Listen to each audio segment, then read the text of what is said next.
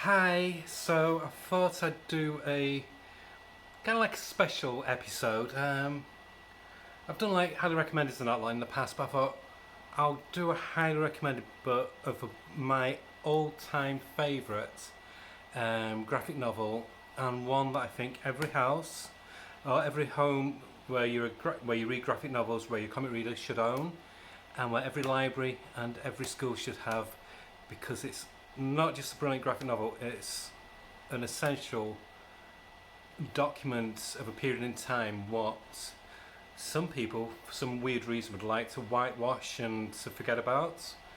And you shouldn't forget it, and especially when it's written by somebody whose parents experienced it.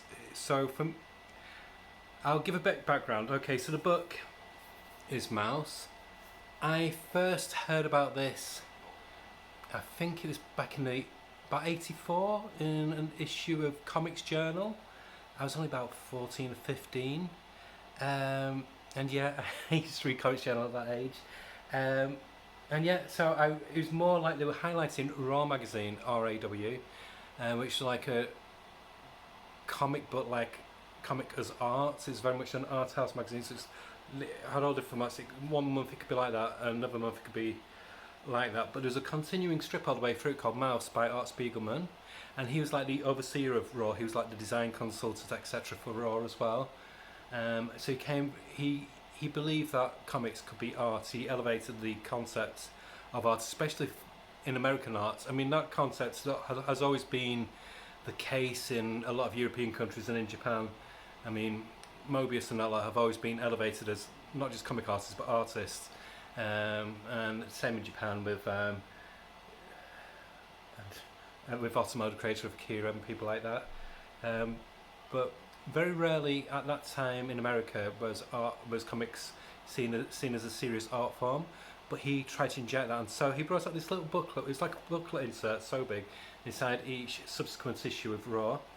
And basically, what it was this, and it was him documenting his father's recounting his experience of being in a concentration camp. His father and his mother were European Jews, and so obviously when the war broke out, like so many thousands of Jews in Europe, they got taken away to concentration camps. And yeah, so I when I saw it in the comic show, it showed like snippets of it, and I thought, oh, I don't like the art. It looks really amateurish, because I was very ensconced then in the 80s with 2000 AD. I'd started to discover things like European artists like Heavy Metal magazine. I really got into Richard Corbin at that time, but I loved my Marvel and DC as well. So this was so far removed from everything else that I've ever experienced in comic art that it didn't really resonate with me. Why is this being touted as mind blowing? Why is this being touted as something fantastic and amazing? It was about 1985-86 when this book was initially in two volumes, two collections. So I think it was 85-86. I think it was 86. 86, I think it was, or 86, 87. Started going to art college after I finished sixth form college. So I was really looking. So I was trying to refine my tastes with what I read and what I experienced. I was very pretentious as a teenager. And so this popped up again, but it was when the volume 1 came out, the first part of this. It's about 120 pages, I think, the first one. And I think I read about it. It's highlighted in The Guardian as some paper. And I thought, oh, I read about that a few years back. And so I was just in the local WH Smith's, which is like a big bookshop in England. And I saw the book there, and I looked through it. I thought, okay. And I'm just looking through it like this and go, still not sure about the artwork. But I'll give it a try, because like I said, I was really trying to widen my taste, especially with doing art, so we were encouraged to do that. And so I took it home, I bought it, took it home, and oh my god. I'm actually getting emotional thinking about it now. I'll give a backstory about me personally. When I was a young child in the 70s, there was two old Jewish women that my mum and dad befriended, from different reasons, different areas. So they didn't know each other, but it was these two old Jewish ladies. They're long dead now because they were old then, and they both had the tattoos on the wrists. One of them, she survived, but her whole family died in the concentration camps.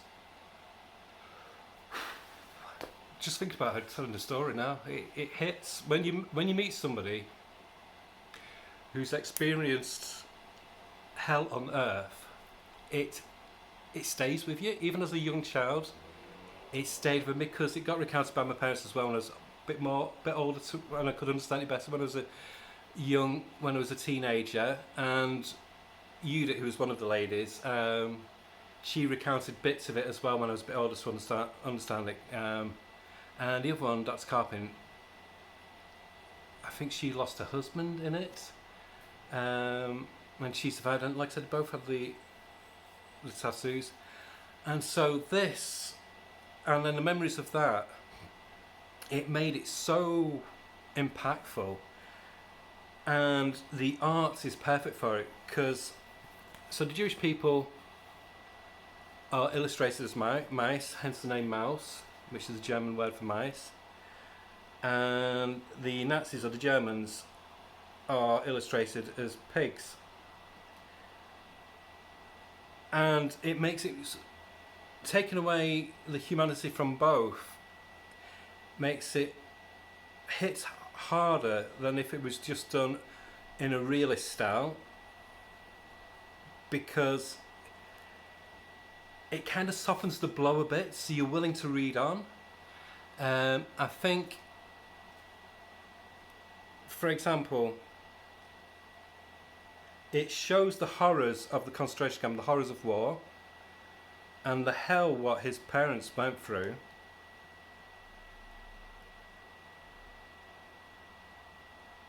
But let me just...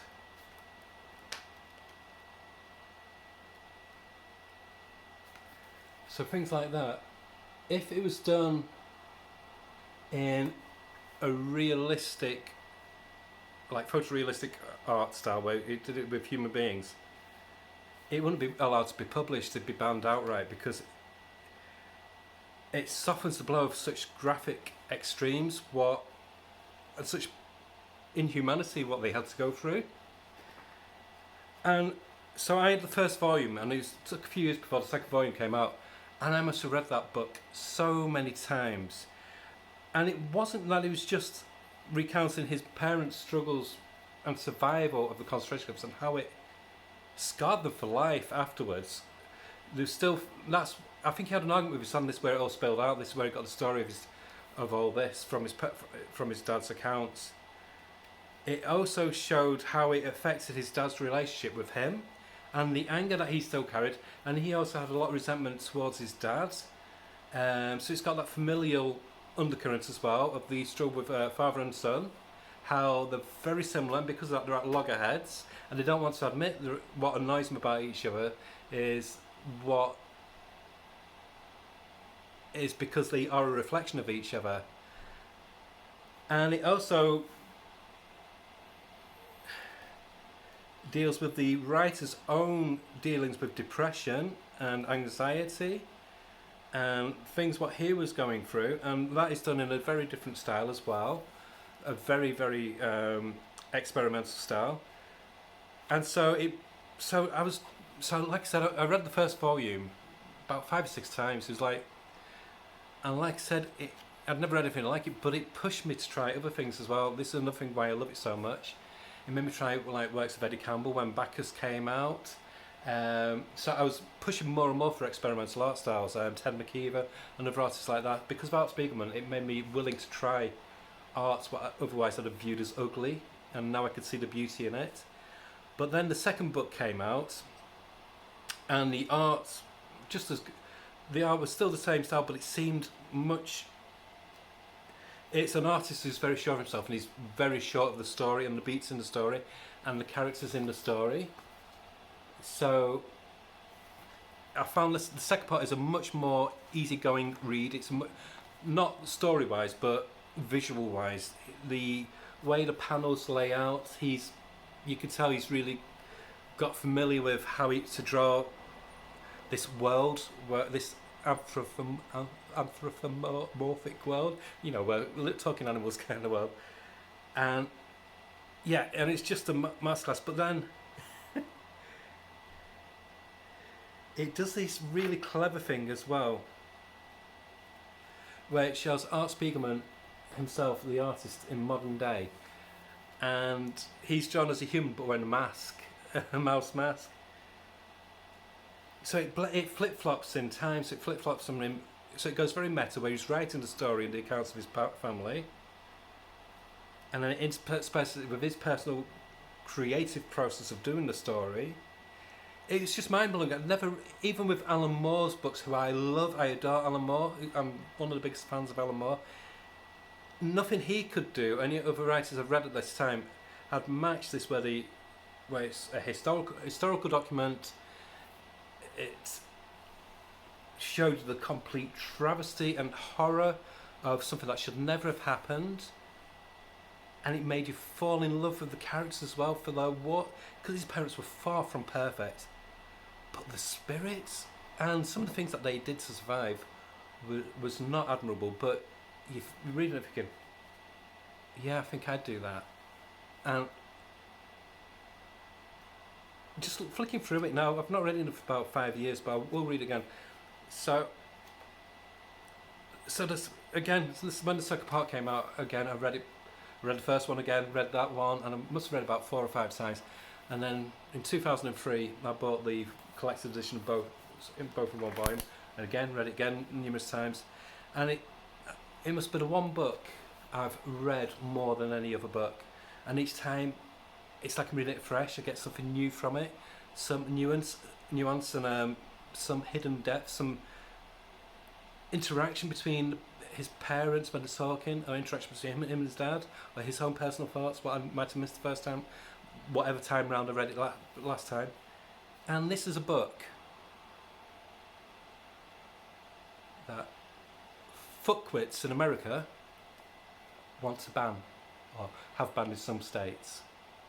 They don't want the children to read it. Every child of a certain age, say when about 13, 14 upwards, should have this on the curriculum to read. It should not be banned. It should be an essential part of everybody's reading experience. It is, and I can honestly say it is truly life-changing. It impacted me more than any other book I've read. I've read a fucking load of comics. I've read a fucking load of books. It's not a brag, it's just a statement. It's my love is a written word. And nothing has ever impacted me as much as this book. And if you've never read it, and if you love comics, I implore you to buy this book, to read it. Once you've read it and absorbed it, read it again and give it to a friend and let them read it and pass it on. It's an essential part of anybody's graphic novel library. And like I said, for me, yeah, Watchmen redefined superheroes, great, but that's fantasy. This is reality, what some political parties would like to brush under the carpet and say it never happened. And I know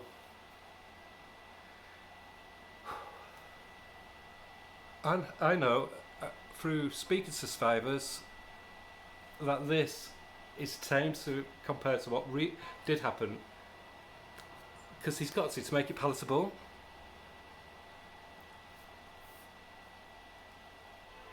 And it just gets me so annoyed that works like this and so many other lots of graphic novels, Saga for instance, parts of America want to ban, and other works of fiction, people, or other non-fiction works as well, they want to ban, they want to mute, because they don't want people to hear about it. Fuck that. Go out, buy this, buy it as a gift for Christmas to somebody. Yeah, it's not very Christmassy, but even though it's a hard-hitting subject, it's done in a way where once you've finished it, yeah, it's emotional. Like I said, think about it. I've been feeling up, and I don't get emotional when I'm talking about stuff like this normally, but it just brings back floods of memories of different things. Like I said, because I can relate it to people I knew and I'd admired so much. But it's life changing. It really is life changing. And yeah, like I said, Watchmen, amazing, fantastic book. But for me, the graphic novel, best graphic novel of all time, is Mouse, because of how it. No other comic book has impacted me like this, and no other. I love this book, and like I said, I'm making a hash of this. I'm not doing this very well, but I just wanted to make it because it. I think now more than ever, with the climate, what we're living in politically in America and other places of the world, and there's so much xenophobia, there's so much racism, there's so much hatred, and they try and blame, they try and twist history. Stop it. Read it for yourself. But not just that, it's just fantastic. The art that initially looks simple, it's far from simple. It's harder to do this kind of art consistently and to make the characters breathe than it would be to do it really detailed, really photorealistic, really like Adam Hughes style. It's way harder to do it like this. It's a whole living, breathing thing. It's just, yeah, I can't say anymore because I'm just repeating myself now, but yeah, if I had to go and get rid of all my graphic novels and just keep one, it would be this one, because no matter how many times I read it, it blows me away. It's just a masterpiece. So yeah, forget 10 out of 10. This is 20 out of 10. And if you've not read it, I implore you to try it and to read it. You will not be disappointed. Go and buy Mouse by Art Spiegelman. Just a masterpiece. Okay, bye.